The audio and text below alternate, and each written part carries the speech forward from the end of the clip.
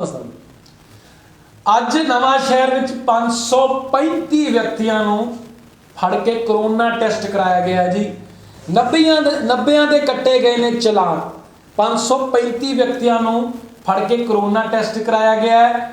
90 ਦੇ ਕੱਟੇ ਗਏ ਆ ਚਲਾਨ। ਕਹਿੰਦੇ ਲਾਜ਼ਮੀ ਹੈ ਕਿ ਰੱਖਣੀ ਹੈ ਦੂਰੀ। ਹੁਣ ਤੁਹਾਨੂੰ ਦੱਸਦੇ ਆ ਨਵਾਂ ਸ਼ਹਿਰ ਵਿੱਚ ਕਿਹੜੇ ਨਵੇਂ ਨਿਯਮ लागू हो गए ने ते किहड़े कदम चुकण तो पहला तुहानू सरकार दी प्रशासन दी लैनी पवेगी मंजूरी। पीवी 32 नवां शहर देख रहे हो, मैं तुहाडा अपना परिवारक मैंबर दिनेश सूरी। तुसीं शेयर तो अंदाजा ला ही लिया होना कि वीडियो किस बाबत होने वाली है, लेकिन सारियां गल्लां करन उस तो पहला एक चीज़ जरूर साझी करनी चाहांगा कि चंद मिनट पहला जिहड़ा बस अड्डे दे कोल हादसा होया सी, असीं उत्थे दे जिहड़ा कार दा ड्राइवर सी उहनूं लभ रहे सी, लेकिन एक व्यक्ति ने साडा नोन है उन्हें दसिया कि ड्राइवर का यह कहना है कि जो मैं आ रहा सी तो मेरी अखां विच लाइट पै गई है। एक मोटरसाइकिल निकल के गया जिहदी LED लाइट बहुत शार्प सी, वो मेरी अखां विच गई, जिस करके मैनू कंट्रोल नहीं रहा, मैनू अगली स्थिति पता नहीं लगी और गड्डी जाके टकरा गई। वो व्यक्ति जिहड़ा सीगा वो सानू वीडियो कट्टण तो बाद मिलिया, लेकिन ये चीज़ मैं सोचा तुहाडे सामने पेश कर दूँ। हुण गल करदे हां नवें रूल्स ते। असले नूं लैके जी रूल्स पास हुए ने। रूल पास होया बेसिकली मैं कहना चाहांगा मैरिज पैलेस, मेलिਆਂ ਦੇ धार्मिक ਜਲੂਸਾਂ ਤੇ, ਵਿਆਹ ਸਮਾਗਮਾਂ ਤੇ, ਜਨਤਕ ਇਕੱਠ ਤੇ, ਵਿਦਿਅਕ ਅਦਾਰਿਆਂ ਦੇ ਅੰਦਰ ਜਾਂ ਨੇੜੇ ਤੇੜੇ ਹਥਿਆਰ ਲੈ ਜਾਣ ਦੀ ਹੁਣ ਪਾਬੰਦੀ ਹੈ। ਇਹ 3 ਜੂਨ ਤੱਕ ਰਹੇਗੀ।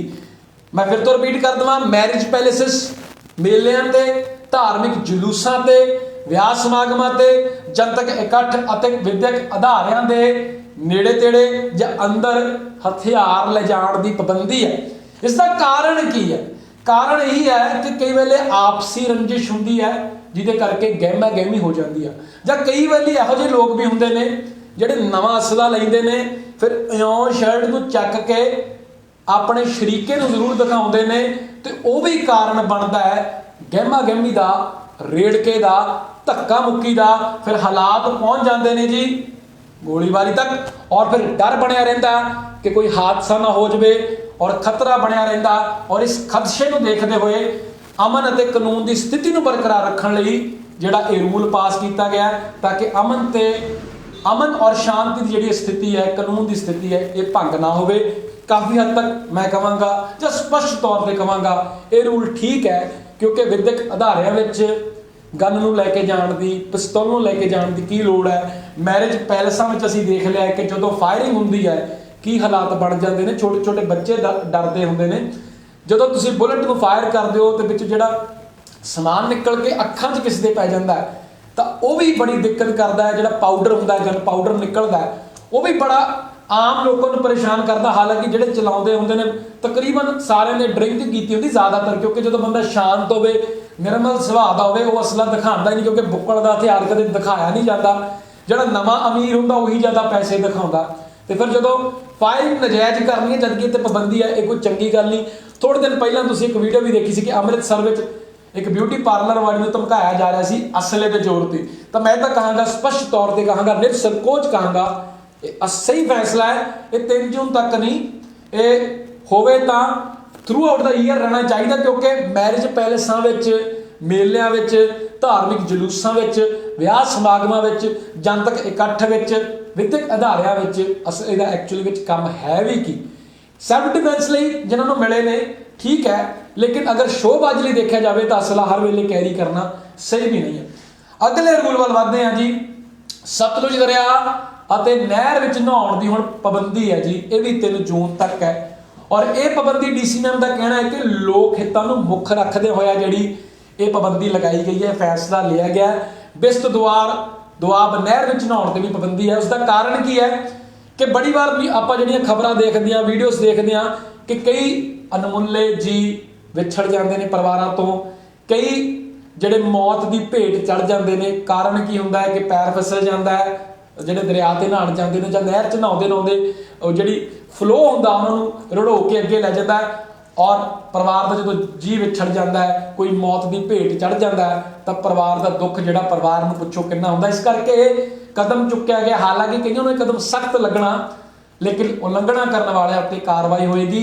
ਪਰ ਗੱਲ ਠੀਕ ਵੀ ਹੈ कि सतलुज दरिया में नहाना भी कोई मेरे हिसाब नाल हाल की घड़ी कोई सही फैसला नहीं है, क्योंकि असी भी बड़ी बार उत्थे जो जाने विजिट करते हैं फोटो शूट करने लई, तो जिहड़ी मिट्टी हुंदी है वो बड़ी जल्दी वो खिसकदी है।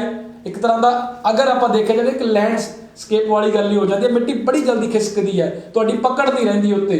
और जिहड़ा दरिया है तुहानूं पता है कि बड़ा डूंगा है, जिन्हों स्विमिंग करनी नहीं आउंदी उहदे लई बड़ा मुश्किल हो जाता है। हालांकि कई बच्चे नहीं टलते, छाला मार के अगे चले जाते हैं, पर कई वेले बहाव तेज आ जाए, तुसीं अनाउंसमेंट ना सुनी होवे कि पानी छड्डिया जा रहा है, तो मुश्किल आ सकती है। हुण एक होर वड्डी खबर, वड्डी न्यूज़, वड्डा रूल तुहाडे सामने पेश करन जा रहा है, जिहड़ा तुहानूं सुनना बहुत जरूरी है कि बिना मंजूरी ड्रोन चलाउण ते भी पाबंदी है। ड्रोन नूं मैं एक बार एक्सप्लेन कर देवां, जिहड़े साडे बजुर्ग देख रहे हैं कि ड्रोन वो छोटा जिहा हैलीकॉप्टर जिहदे आले दुआले 4-5 फर लगे होंदे ने, ब्याह शादियों में खर्र करके तुहाडे कोल दी निकल जांदा, बीबियां दी कई वेले चुन्नियां भी उड़ जांदियां, फिर उन्हां नूं फड़ के फड़नियां पैंदियां ने। नौजवानों ने जिन्हां दे बाल स्पाइकी कीते होंदे ने उन्हां दे बालां विच भी वो स्पेस जी बना दिंदा है। और बार बार ब्याह शादियों के प्रोग्रामां विच नौजवान बजुर्ग बीबियां कैमरामैन नूं कहंदे सुने ने कि इहनूं यार पासे ही रख, ये आउंदा तां कर्र करके निकल जांदा, साडी जिहड़ा असीं मौके नूं इंजॉय कर रहे हैं खराब हो रहा है। पर इस ते हुण पाबंदी लगी है जी। पाबंदी लगी क्यों है, ये फैसला लिया क्यों गया? ये फैसला लोगों की सुरक्षा नूं देखते हुए लिया गया है। इसका कारण की है मैं तुहाडे सामने वो भी नशर कर देना, उजागर कर देना, पेश कर देना, साझा कर देना। वो ये है कि कुछ समाज विरोधी अंसर, हालांकि वो बॉर्डर एरियाज विच ने, समाज विरोधी अंसर समाज विच माड़ियां घटनावां नूं जिहड़ा अंजाम देण दी असफल कोशिशां कर रहे हैं, लंबे समय तो कर रहे हैं। समाज विरोधी अंसर समाज विच माड़ियां घटनावां नूं सफल करने विच असफल कोशिशां कर रहे हैं। जदों ये चीज़ SSP अलका मीना मैम ने, माणयोग SSP अलका मीना मैम ने एडमिनिस्ट्रेशन तक पहुँचाई है, तो फैसला लिया गया है, एक कार्रवाई को अमल में लियाया गया है कि हुण ड्रोन उत्ते पाबंदी है। मैं एक चीज़ क्लीयर कर दूँ, जिहड़े देख रहे हैं कैमरामैन वीर भैन भरा, कि तुहाडी शादी भी अगर होने वाली है, कोई ब्याह समागम भी है, कोई ईवेंट भी करवा रहे हो, कोई फोटोशूट भी करवा रहे हो, ਜਾਂ ਤੁਸੀਂ प्री वैडिंग ਜਾਂ पोस्ट वैडिंग भी करवानी है, तो हुण इसलिए तुहानूं परमिशन लैनी पैनी है। बिना परमिशन तुसीं ड्रोन जिहड़ी आ वो नहीं चला सकते। मैं तुहानूं दस दिता उसदा कारण की है कि कुछ समाज विरोधी अंसर ड्रोन का फायदा लैके, लाहा लैके जिहड़ियां समाज प्रति माड़ियां घटनावां करते हैं। हो सकता वो चोरियां दे साडे तक पुष्टि नहीं की गई, हो सकता चोरी नूं लैके होवे, हो सकता कोई माड़ी वारदात नूं अंजाम देण लई ड्रोन का सहारा लिया जा रहा है, जिस करके ये पाबंदी लगी है।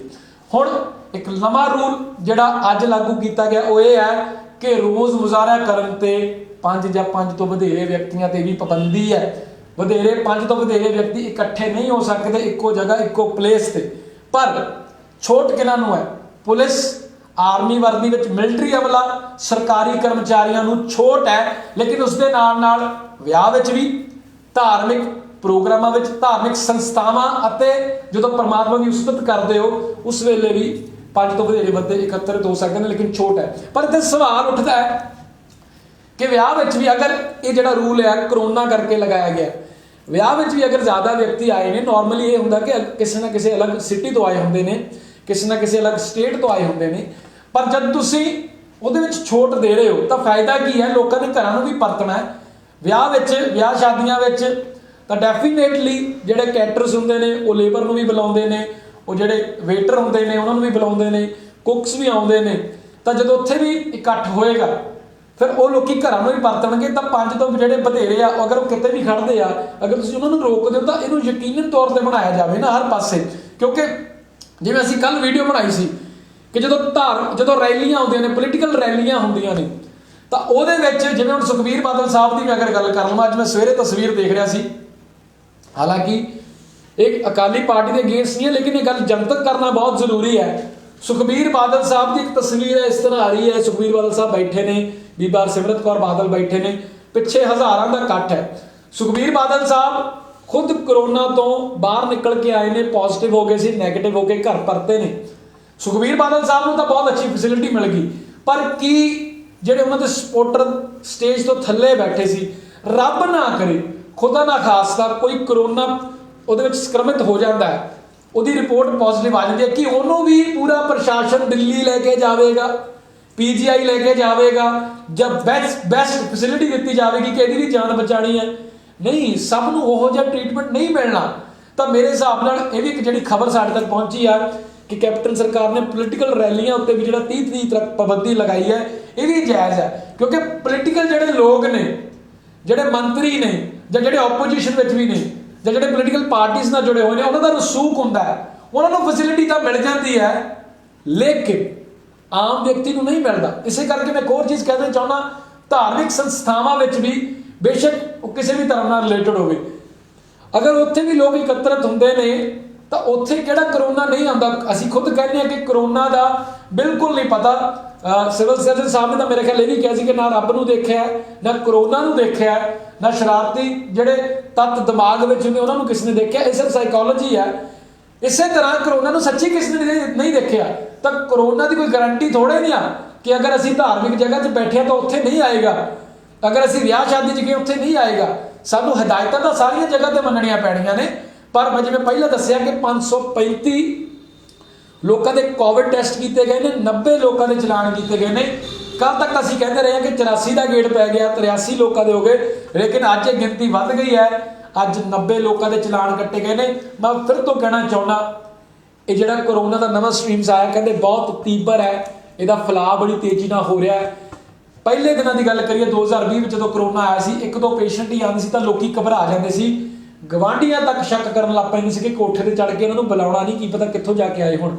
ਅੱਜ 100 150 200 ਕੇਸ ਵੀ ਆਉਂਦਾ ਹੈ।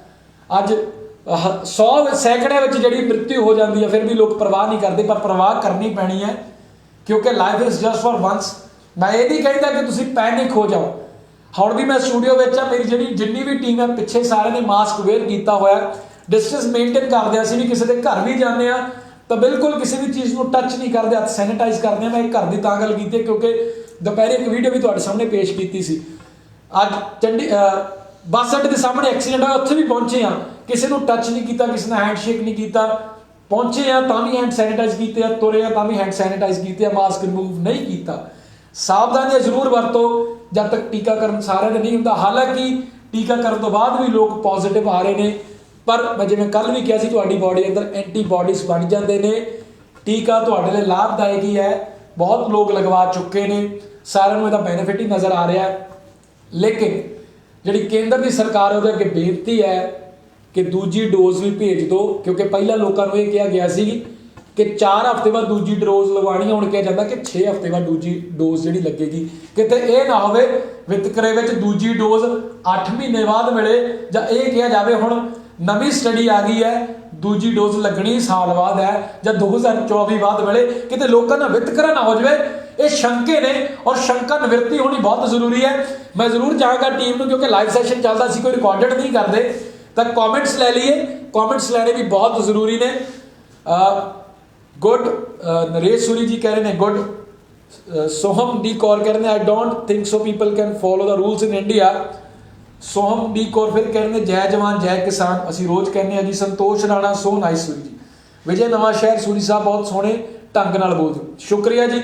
ਔਰ ਬਹੁਤ ਜਲਦੀ ਤੁਸੀਂ ਦੇਖੋਗੇ ਸਾਡੀ ਟੀਮ ਵੀ ਵੱਡੀ ਹੋ ਜਾਏਗੀ ਔਰ ਟੀਮ ਦੇ ਮੈਂਬਰਸ ਵੀ ਬਹੁਤ ਸੋਹਣੇ ਢੰਗ ਨਾਲ ਤੁਹਾਡੇ ਸਾਹਮਣੇ ਆਇਆ ਕਰਨਗੇ।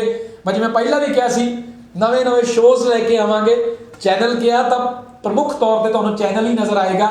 ਟੀਮ ਵੀ ਵੱਡੀ ਹੋ ਰਹੀ ਹੈ, ਸਭ ਕੁਝ ਫਾਈਨਲਾਈਜ਼ ਕਰਦੇ ਹਾਂ ਔਰ ਸ਼ੋਜ਼ ਵੀ ਆਉਣਗੇ ਜੋ ਤੁਹਾਨੂੰ ਪੀਪਤੀ ਨਵਾਂ ਸ਼ਹਿਰ ਤੇ ਨਜ਼ਰ ਆਉਣਗੇ। ਮੈਂ ਇੱਕ ਵਾਰੀ ਹੋਰਾਂ ਦੇ ਕਮੈਂਟ ਵੀ ਲੈ ਲੈਣਾ।